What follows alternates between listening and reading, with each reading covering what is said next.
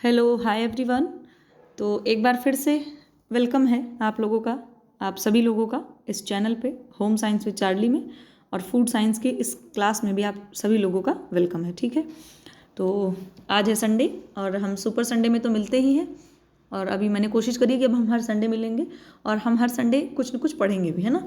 मतलब कि हमारा संडे भी सुपर क्या डुपर सुपर हो जाएगा, है ना, सुपर डुपर हिट हिट, यानी कि हम मिलेंगे भी और हम पढ़ाई भी करेंगे। ठीक है, ये तो मैं आपको बता दूं फूड साइंस से रिलेटेड ये हमारा टॉपिक है जिसको हम लोग फूड पॉइजनिंग बोलते हैं। ठीक है, फूड में जो पॉइजनिंग हो जाती है कई सारे बैक्टीरिया, कई सारे मोल्ड या फिर इन सारी चीज़ों की वजह से।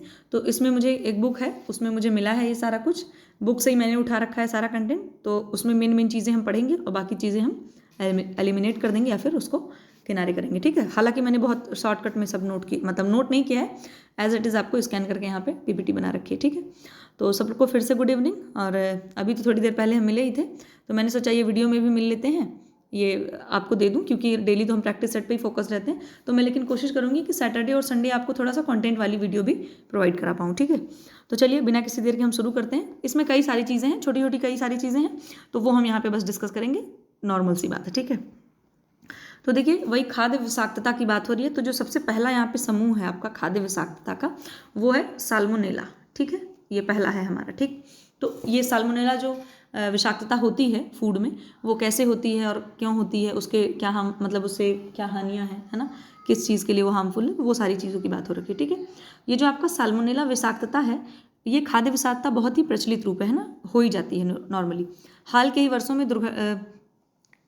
में इसकी घटनाओं में वृद्धि सामाजिक भोजों के अवसर पर, जैसे मतलब आपका विवाह है, हम सारा नहीं पढ़ेंगे, मेन मेन पढ़ेंगे। विवाह है, बड़े उत्सव की बढ़ती संख्या है, तैयार भोजों, यानी जो आपके रेडी टू ईट वाले फूड्स आजकल आ रहे हैं, मतलब आप आते हैं और तुरंत उसको बना के खा लेते हैं। ठीक है, तो इसमें क्या है कि अधिक प्रचलन विशेषकर डिब्बाबंद खाद्यों और कुछ घरेलू आदतों के कारण हुई है। ठीक है, ये जो विषाक्तता मतलब ये हो रही है साल्मोनेला वाली, ये क्यों हो रही है? जो आजकल बहुत दिन से होता है ना कि शादी में बहुत बड़े ज़्यादा विवाह होता है, खाना बच जाता है, फिर उसको हम लोग अगले दिन किसी को दे देते हैं या फिर ऐसे इस तरीके से यूज़ कर लेते हैं कभी कभार, तो उससे भी हो जाता है। ठीक है, तैयार भोजो जो आजकल रेडी टू ईट वाली चीज़ें आ रही हैं खाने की, है ना, मैं क्या बोलते हैं, आता है नूडल्स आता है, 2 मिनट में पकाइए खा लीजिए। ठीक, इस तरह की चीज़ें हैं। इसके बाद ये आपका जो डोसे वाला जो इंस्टेंट डोसा पाउडर आता है वो होता है। तो वो सब चीज़ें कहीं ना कहीं बहुत दिन से पैक्ड रहती है ना, और देखिए लिख रखा है कि डिब्बाबंद खाद्य पदार्थों का। तो डिब्बाबंद यानी कि जो चीज़ें पैक्ड आती हैं, उन सब चीज़ों में आजकल ये जो फूड विषाक्तता हो रही है, फूड पॉइजनिंग, ये आजकल बहुत मतलब एक नॉर्मल और एक आम रीज़न बन चुका है। ठीक है, फिर है कि अब इसके जीव मतलब इसके कारक जीव कौन से हैं, किस कारण से इसका होता है।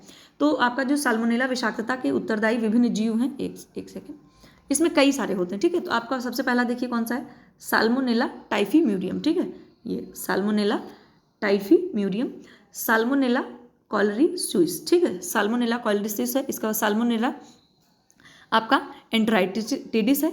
तो ये सब जो मतलब 2-3 कैटेगरी के हैं, हालांकि आपको इतना नहीं याद रखना है, आपको बस सिंपल से याद रखना है कि साल्मोनेला मतलब ग्रुप के ये जो बैक्टीरिया हैं, है ना, इनसे फूड विषाक्तता होती है। ठीक, इसका संक्रमण का स्रोत का मतलब यहाँ पर ये है। अब इस पे आ जाते हैं, जैसे मैंने आपको ये सब इसलिए दिखा दिया, साल्मोनेला एंटराइटिस है, साल्मोनेला टाइफीम्यूरियम है ना। तो इसमें जैसे कभी कभार एग्जाम में आ सकता है, आपको चाहे नेट का एग्जाम हो या टीजीटी वगैरह में भी आजकल देखिए हर एग्जाम में 5 से 10%, या फिर आप कह सकते हो कि 5 से 4 क्वेश्चन या 2 से 4 क्वेश्चन ऐसे आते हैं जिनको हमें नहीं पता होता है। ठीक है, तो मैंने बस यहाँ पर थोड़ी सी कोशिश करी है कि आपको थोड़े से ऐसे टर्म से भी मैं थोड़ा सा मतलब फैमिलियर कर दूं कि मे भी अगर किसी एग्जाम में इस तरीके का आ जाए तो आपके लिए अच्छा हो जाए। ठीक है, साल्मोनेला वाली जो फूड पॉइजनिंग होती है वो आती है, सब जगह आती है। ठीक है, लेकिन मे भी इसका भी थोड़ा, अब हमें तो हो सकता है लोगों को पता ना रहा हो कि साल्मोनेला में भी कितने बैक्टीरिया के टाइप होते हैं। तो आपने देखा यहाँ पर 3 तरह के हैं फिलहाल, ये बहुत आप परेशान नहीं होना है, हमें बस मेन मेन चीज़ें पढ़नी है। तो ये किन किन में मतलब कहाँ कहाँ पे इसका संक्रमण हो सकता है।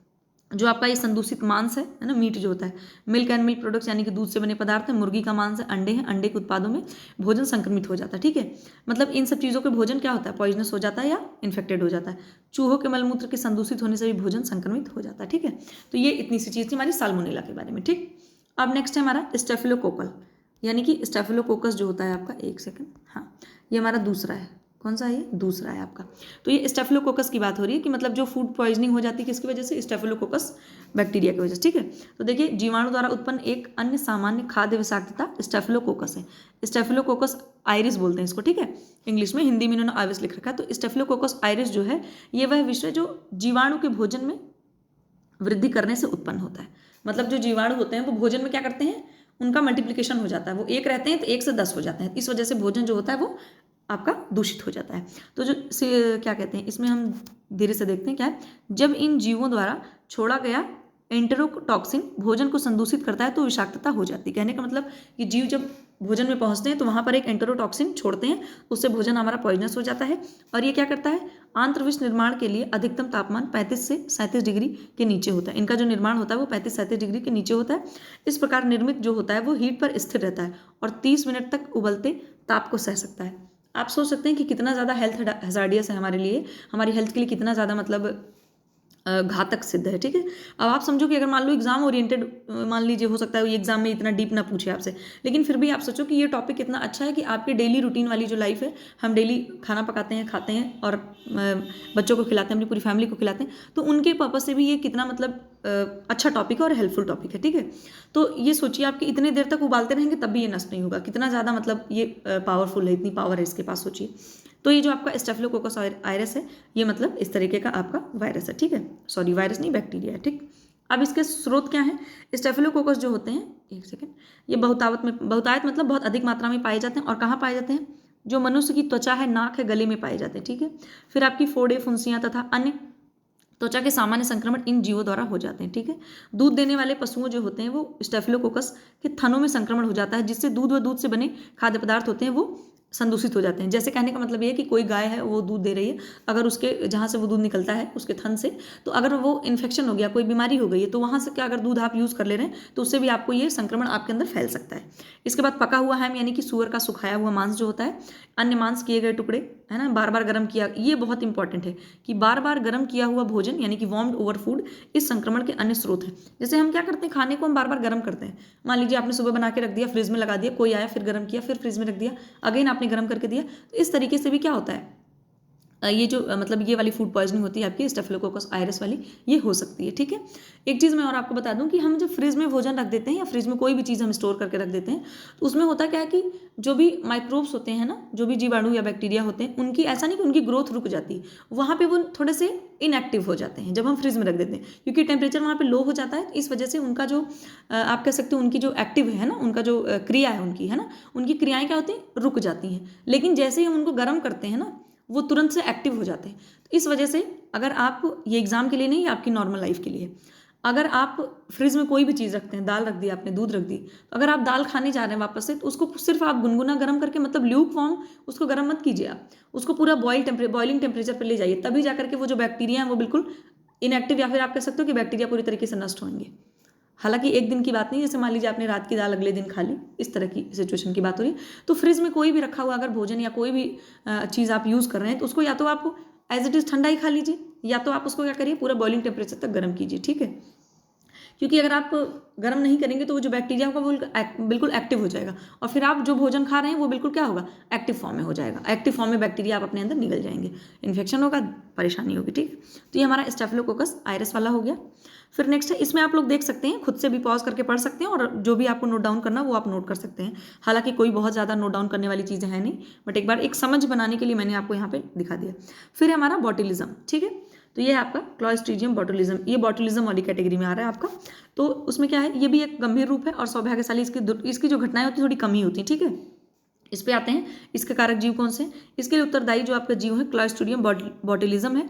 इस जीव के द्वारा छोड़ा गया आविष खाद्य विषाक्तता उत्पन्न करता है। कहने का मतलब ये जो आपको क्या कहते हैं, ये जो मतलब अपना विष छोड़ते हैं वो क्या, इससे भी खाद्य विषाक्तता उत्पन्न होती है। तो आपको बॉटुलिज्म से क्लॉस्ट्रीडियम बॉटुलिज्म देखना है। अब इसको देखना है कि किस फूड में इन्फेक्शन होता है इसका, या इसका फैलने का तरीका क्या है, कैसे है। देखिए, ठीक प्रकार से संसाधित न किए गए तथा पूर्ण रूप से न पकाए गए डिब्बाबंद संदूषित खाद्य पदार्थ खाने से ये रोग फैलता है। संसाधित मतलब कि जो अच्छे तरीके से प्रोसेस नहीं किया गया है, या कच्चा है, पूर्ण रूप से पका नहीं है, या फिर डिब्बाबंद। अब मान लीजिए डिब्बे बंद में जो चीज़ें मिलती हैं, कभी कभी क्या होता है वो बहुत दिन की रखी होती हैं, हम जल्दी में खरीद लाते हैं और जल्दी में उसको यूज़ भी कर लेते हैं, तो इस वजह से भी ये इन्फेक्शन फैल सकता है। ठीक है, इसके बाद इसमें लक्षण क्या, अगर मान लो किसी को बॉटुलिज्म वाला इन्फेक्शन हो गया तो उसके लक्षण है, उसको भोजन स्वेलो करने में मतलब कठिनाई होगी, दृष्टि उसकी धुंधली मतलब अच्छे से दिखाई नहीं देगा, पलकों का बंद होना मतलब एक तरह से बेहोशी आने लग जाएगी, आप कह सकते हो, जोड़ों में दर्द, मांसपेशियों का कमजोर होना, कभी कभी दोनों हाथों और पैरों में लकवा भी मार सकता है। ठीक है, फिलहाल ये सब में लक्षण आपसे इतने पूछे नहीं जाएंगे, बट इसमें था तो मैंने दिखा दिया। आपको बस इतना याद रखना है कि बॉटलिज्म किसमें फैलेगा, डिब्बा बंद संदूषित खाद्य पदार्थ होगा, कच्चा पदार्थ होगा जो अच्छे से पका नहीं होगा, और आपका क्या होगा कि ठीक प्रकार से प्रोसेस नहीं किया गया, मतलब उसकी साफ सफाई अच्छे से नहीं करी गई होगी, ठीक है। और अगर मान लीजिए उसमें कुछ मिलाया गया तो वो भी अच्छे तरीके से नहीं मिलाया गया होगा, इस वजह से मिलाया, मतलब यहाँ पर कोई मिलावट की बात नहीं हो रही। कभी कभी होता है ना कि जैसे मान लीजिए हम कुछ चीज़ है, अब अचार है तो अचार में क्या करते हैं हम, नमक चीनी ये सब मिलाते हैं ना, चीनी नहीं मतलब नमक मिलाते हैं, चीनी वाला बनाते हैं तो चीनी मिलाते हैं। तो अगर मान लीजिए आपने सही सही अमाउंट में या सही पदार्थ नहीं मिलाया तो उससे भी आपके फूड में क्या होता है, इन्फेक्शन हो सकता है। फिर नेक्स्ट है कि क्लॉस्ट्रीडियम परफ्रीजेंस, ये भी एक तरीके का खाद्य विषाक्तता है आपकी, और ये भी बैक्टीरिया का एक टाइप है। तो ये जो क्लॉस्ट्रीडियम परफ्रीजेंस है, इसके कारण खाद्य विषाक्तता कम समय तक रहने वाला साधारण रोग है। क्या है, ये बहुत देर तक नहीं रहता, लेकिन कभी कभी ये भी बहुत ही घातक हो जाता है, डेंजरस हो जाता है, ठीक है। अब इसमें क्या है कि इसके कारक जीव कौन से हैं कि क्लॉस्ट्रीडियम परफ्रीजेंस, जिन्हें एविलिनाए भी कहा जाता है, क्या कहा जाता है, एलिविनाई भी कहा जाता है, कि कुछ किस्में हैं। सामान्यतः इसके बीजाणु यानी कि स्पोर भोजन को संदूषित कर देते हैं, इसके द्वारा छोड़ा गया आविष विषाक्तता उत्पन्न कर सकता है, ठीक, सिंपल सी बात है ये। फिर इसका संक्रमण का स्रोत क्या है कि बॉटुलिज्म की भांति विषाक्तता में भी, मतलब ये वाली जो विषाक्तता है उसमें क्या होगा कि मिट्टी व मनुष्य तथा जानवरों की जठरांत प्रणाली संक्रमण की संचिति होती है। जठरांत प्रणाली यानी कि आपका जो गैस्ट्रोइंटेस्टाइनल ट्रैक्ट है, ठीक है, ये इस तरीके से मतलब संक्रमण यहाँ पर हो सकता है, ठीक। ऐसा मांस जिसे उबाला गया हो, भाप में पकाया गया हो या आधा सेका गया हो तथा फिर कई घंटों तक ठंडा किया गया हो या पुनः गर्म किया गया हो, संक्रमण का दूसरा स्रोत है।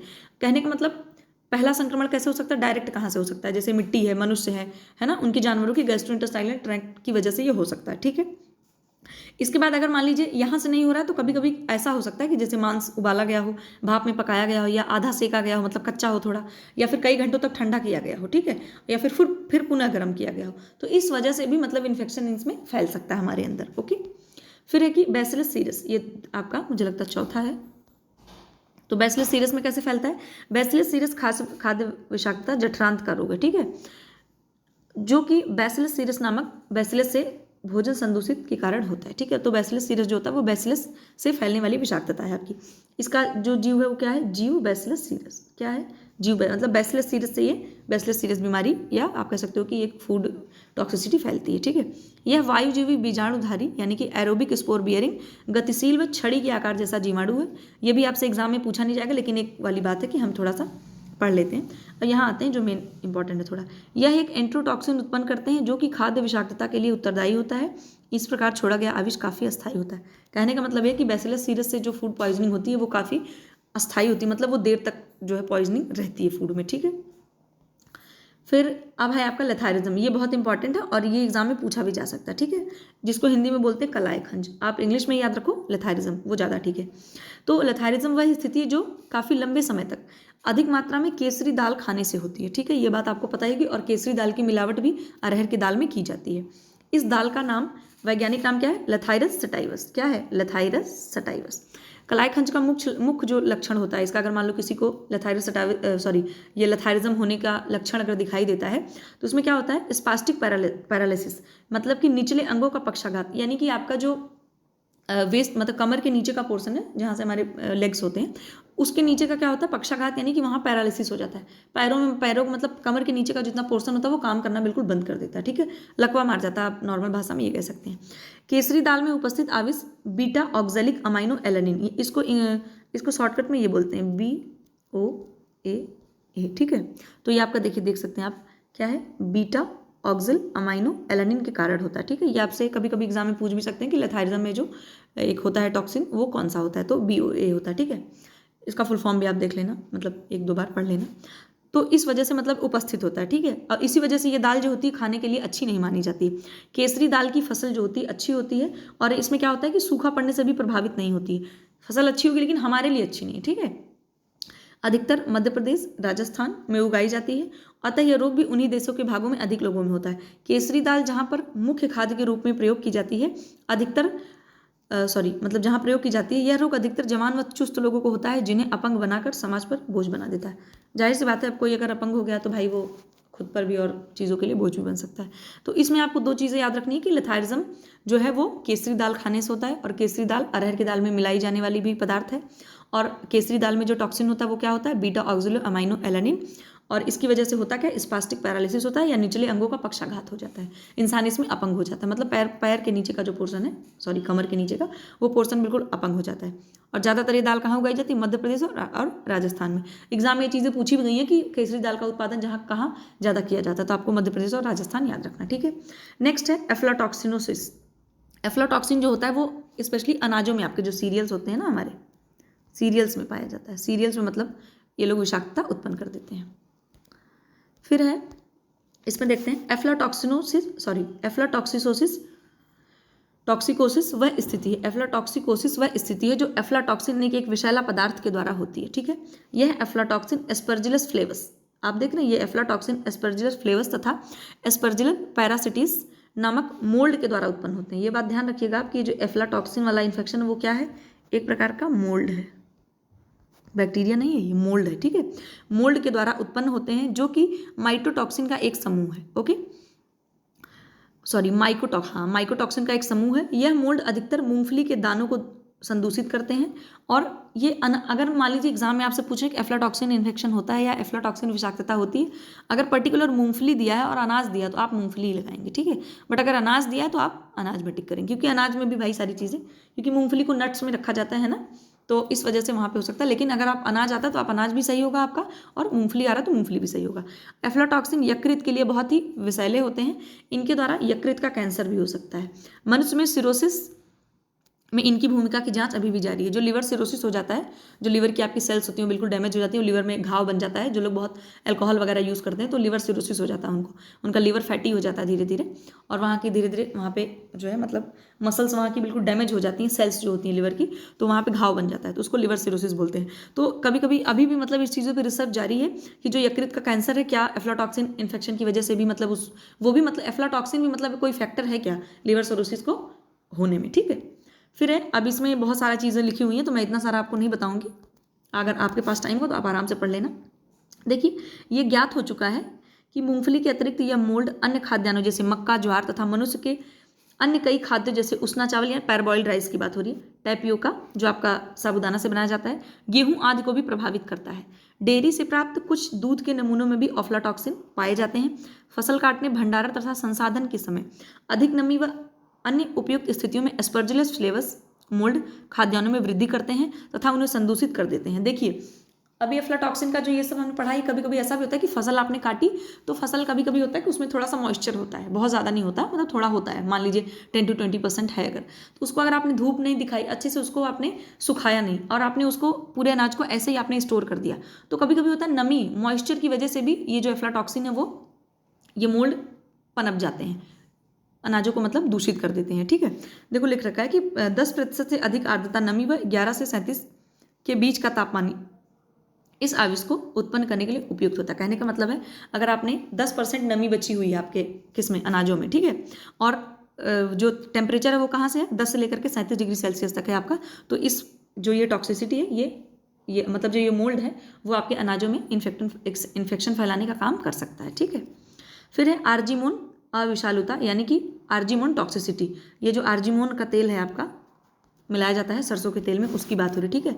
आप हिंदी मत याद रखो, इसको मैं कट कर दे रही हूँ, आप बिल्कुल ये याद रखो, ठीक है, आर्जिमोन याद रखो सीधे, ठीक। देखिए, अब फिलहाल ये जनपादिक जलसोफ बोल रहे हैं, ये पता नहीं क्या है। इसमें होता क्या है, जनयादिक जलसोफ वह स्थिति है जिसमें हृदय व रक्त की धमनियों में परिवर्तन हो जाते हैं। इसके कारण का पता 1926 में लगा था, जब सरसों के तेल में आर्जिमोन की मिलावट की गई थी, ठीक है। तो ये मतलब 1926 में, सोचिए कब का रिसर्च किया गया था, और आज भी मिलावट होती है, मतलब कि सुधार नाम का कोई चांस नहीं दिखाई दे रहा, ठीक है। आगे बढ़ते हैं। इसमें देखिए मेन कौन सा है, ये तो आपका ऐसे नॉलेज के लिए आप पढ़ सकते हैं। ये है आर्जिमोन तेल में उपस्थित विसैला एल्कलॉइड सेग्वेरिन है, ठीक है। सेग्वेरिन के कारण जनपादिक जलसोफ या एपिडेमिक ड्रॉप्सी होती है।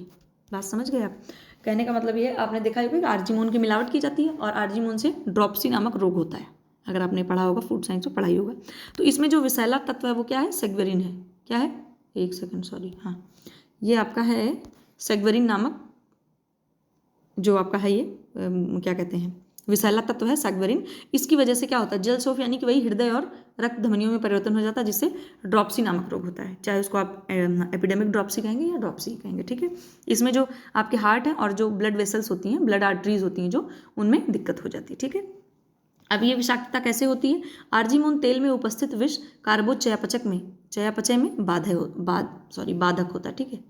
ये है बाधक। तो ये भी एक तरीके का आप कह सकते हो, एक लाइन आपको पता हो गई कि आर्जीमोन तेल से क्या होता है, ये क्या करता है, कार्बोज के चयापचय में बाधा उत्पन्न करता है। इसके चिन्ह और लक्षण क्या है कि आर्जीमोन विषालुता से प्रभावित व्यक्ति को अचानक दोनों पैरों में सूजन व साथ में अतिसार की शिकायत हो जाती है, ठीक है। कुछ लोगों में ग्लूकोमा के कारण आंखों में भी दर्द की शिकायत रहती है।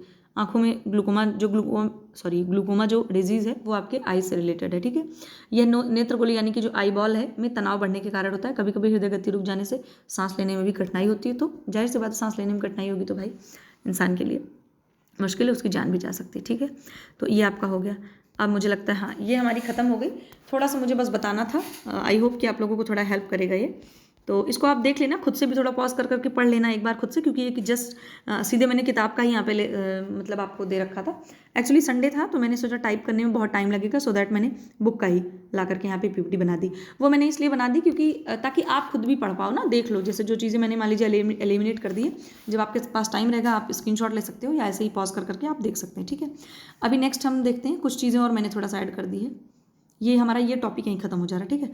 अब थोड़ी सी चीज़ें और हैं, ये बहुत ही मुझे लगता है थोड़े से टर्म है, ये थोड़े से टफ है, ठीक है। फिर भी लेकिन ये पीजीटी या फिर जीआईसी के पर्पज़ से मैंने ये चीज़ें यहाँ पे थोड़ी सी ऐड कर दी है।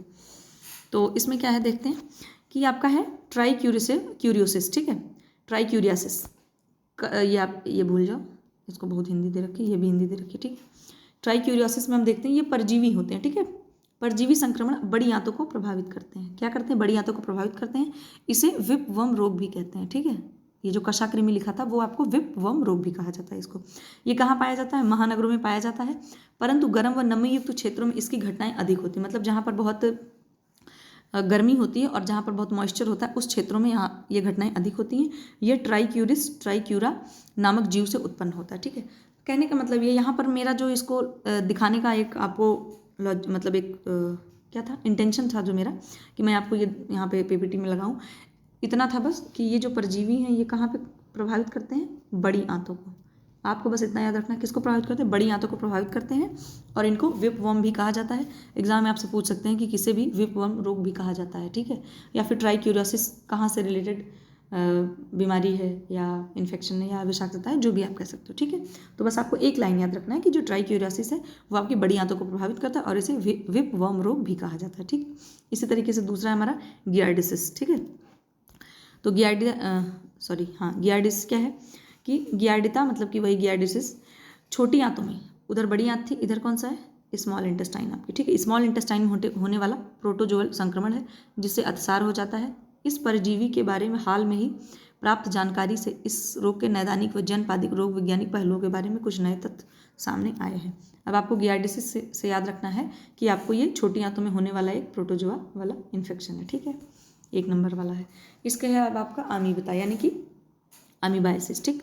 तो अमीबाइसिस का अर्थ है जिसमें, एक सेकेंड आ जाओ, हाँ, क्या अर्थ है, वह स्थिति जिसमें एंटअमीबा हिस्टोलिटिका नामक प्रोटोजोआ परजीवी शरीर में रहता है, ठीक है। एंटअमीबा हिस्टोलिटिका, इससे क्या होता है कि लक्षणहीन तथा लक्षणयुक्त दोनों हो सकती हैं। ये महानगरीय परजीवी संक्रमण जो सारे विश्व में पाया जाता है, लेकिन एशिया और अफ्रीका में जन स्वास्थ्य महत्व की समस्या है। जिन क्षेत्रों में उचित सफाई नहीं होती वहाँ पर ये रोग 10 से 50% लोगों में फैल भी जाता है। अनुमान लगाया जाता है कि भारत में लगभग 15% लोग इससे प्रभावित हैं।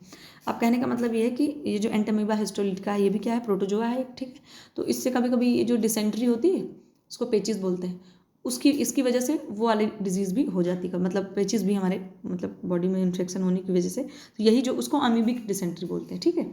इसी जो एंटअमीबा हिस्टोलिटिका है इसकी वजह से अमीबिक डिसेंट्री हो जाती है। अभी मुझे लगता है किसी एग्जाम में पूछा भी गया था कि जो अमीबिक पेचिस होती है, अमीबिक डिसेंट्री होती है, वो किसकी वजह से होती है, तो किसकी वजह से होती है, एंटअमीबा हिस्टोलिटिका, ये जो आपका नाम यहाँ दे रखा है, ठीक है।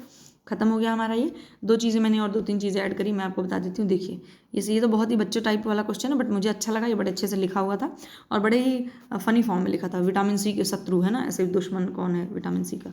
तो विटामिन सी का दुश्मन कौन है? ताप यानी कि हीट, ठीक है, और वायु यानी कि ऑक्सीजन। तो कहने का मतलब इनके शत्रु हैं। इनमें ये विटामिन सी जो होता है ऑक्सीडाइज हो जाता है या आसानी से नष्ट हो जाता है, ठीक है। फिर है कि जो डेक्सनाइजेशन है शुष्क ताप में, श्लेषीकरण है निम्न ताप में, सॉरी नम ताप में, ठीक है। इसका मतलब यहाँ पर ये है, ये देखिए स्टार्च आपका क्या है, ये है स्टार्च, ठीक। क्या लिखा मैंने? स्टार्च ही तो लिखा है, हाँ। तो यहाँ पर ये स्टार्च है, ठीक। अब स्टार्च की वजह से एक सेकेंड, देखिए इधर आइए, अगर इधर बोल रहा है श्लेषीकरण, ठीक है, तो श्लेषीकरण का मतलब होता है जिलेटिनाइजेशन। क्या होता है? जिलेटिनाइजेशन। यहाँ पर थोड़ा सा जेल लिख दे रही हूँ, समझ जाना आप, ठीक।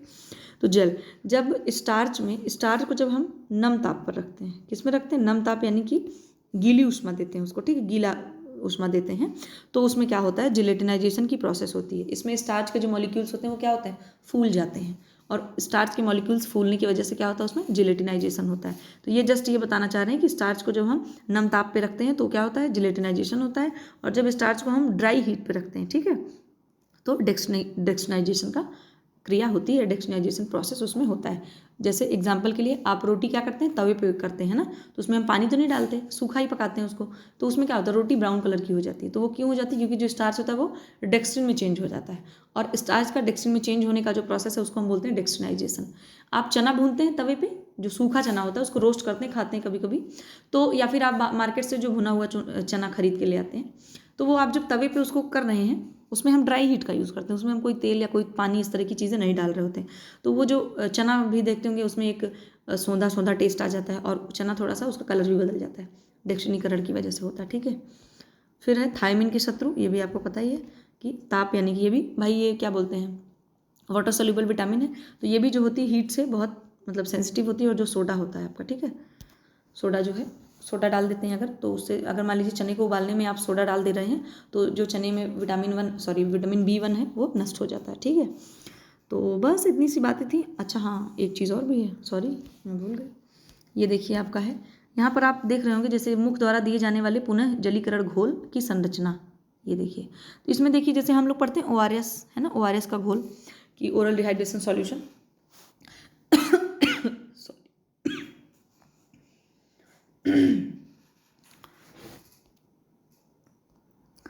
सॉरी थोड़ा सा तो इसमें देखिए मुख द्वारा दिए जाने वाले जलीकरण घोल की संरचना, इसको मैंने यहाँ पे इसलिए ऐड किया है, मेरा जो उद्देश्य ये है कि यहाँ पर आप देख रहे होंगे ओरल रिहाइड्रेशन फ्लूइड की बात कही गई है, ठीक है।